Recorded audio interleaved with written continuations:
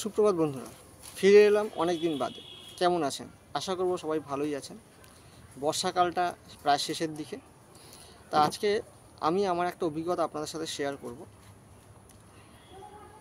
অভিজ্ঞতাটা হলো, আমরা অনেক সময় দেখি গাছে আমরা আমাকে অনেকেই বলেছে বা আমি নিজেও ফেস করেছি, গাছে আমরা খাদ্য খাবার সব ঠিকঠাক দিচ্ছি, সঠিক সময় পেস্টিসাইড ফাঙ্গিসাইড সবই দিচ্ছি, অথচ দেখছি গাছের কুড়িগুলো ঝরে যাচ্ছে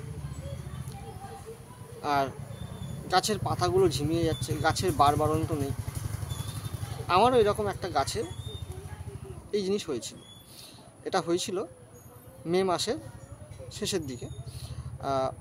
গরমে প্রচুর ফুল দিয়েছে গাছটা, শীতকালেও প্রচুর ফুল দিয়েছিল, কিন্তু হঠাৎ করে দেখলাম গাছের পাতাগুলো ঝিমিয়ে যাচ্ছে আর গাছের কুড়িগুলো ঝরে যাচ্ছে, সব হলুদ হয়ে যাচ্ছে, গাছের বৃদ্ধি নেই। তা আমি তখন করলাম কি, আমার মনে হলো গাছটা একটু রেস্টের দরকার। তা আমি মে মাসের পর থেকে এই আজকে অক্টোবর মাসের 5 তারিখ আমি করলাম কি, গাছটাকে পুরোপুরি রেস্ট দিয়ে দিলাম। এই কটা মাস যা কুড়ি এসছে, যা ফুল এসছে, যে কুড়ি অবস্থাতেই কুড়িগুলো কেটে দিয়েছি, ফুলটা নিয়ে নিই, আর তার যা খাবার সেগুলো সবই দিয়েছি। আর সবথেকে বড় কথা, গাছটাকে আমি সম্পূর্ণ শেডে নিয়ে চলে গেছি, একটা ছাওয়া জায়গায়, ঠান্ডা জায়গায় গাছটাকে আমি রেখেছি। আর এতদিন রেস্টে রাখার পর আমার রেজাল্টটা আমি আপনাকে দেখাচ্ছি। দেখেন, এটা একটা ব্যাঙ্গালোর ভ্যারাইটির জবা। আমি এই গাছটার কথাই বলছিলাম। রেস্টে থাকার পর এটা হচ্ছে প্রথম ফুল। কত বড় হয়েছে দেখেন ফুলটা।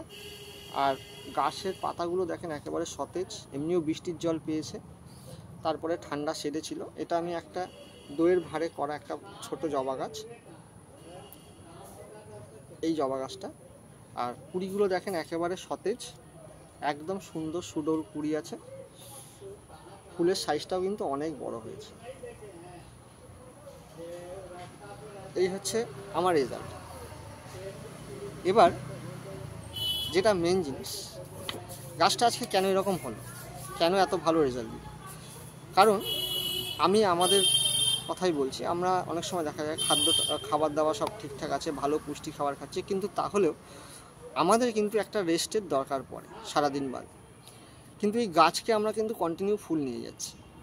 এরকম সময় কি হয়, সব গাছেরই একটা সময় রেস্টের দরকার পড়ে। যতই কেউ বলুক যে 12 মাসি গাছ, 12 মাসি জবা, কোনো না কোনো সময় তার একটা ডরমেন্সি পিরিয়ড থাকে, কিন্তু আমরা ফুল নেওয়ার তাগিদে সেই জিনিসটা ভুলে যাই। তা আমিও ভুলে গেছিলাম। তা যার ফলাফল ছিল আমার এই গাছের অবস্থা খারাপ হয়ে যাচ্ছিল। তা আপনাদেরও যদি কোনো গাছ দেখেন যদি ঝিমিয়ে পড়ছে, সব কিছু ঠিকঠাক দিচ্ছেন, তাহলে গাছটাকে 3-4টে মাস একটু ছেড়ে দেন, ওকে একটু রেস্ট নিতে দেন। ওর কুড়ি আসলে কুড়িগুলো কেটে দিয়ে দেখেন 3-4টে মাস বাদে ওর রেজাল্টটা কী আছে। আর গাছটাকে অবশ্যই একটা ছাওয়া জায়গা, ঠান্ডা জায়গায় রাখবেন। কারণ আমরা রেস্ট নেওয়ার সময় আমরাও কিন্তু চাই একটা শান্ত ঠান্ডা জায়গায় বসে যাতে আমরা রেস্টটা নিতে পারি। তা গাছকেও সেরকমভাবে রাখতে হবে, কারণ গাছের সাথে মানুষের একটা খুব ভালো মিল আছে। ঠিক সেরকমভাবে গাছ আর মানুষের চরিত্র অনেকটা সেম।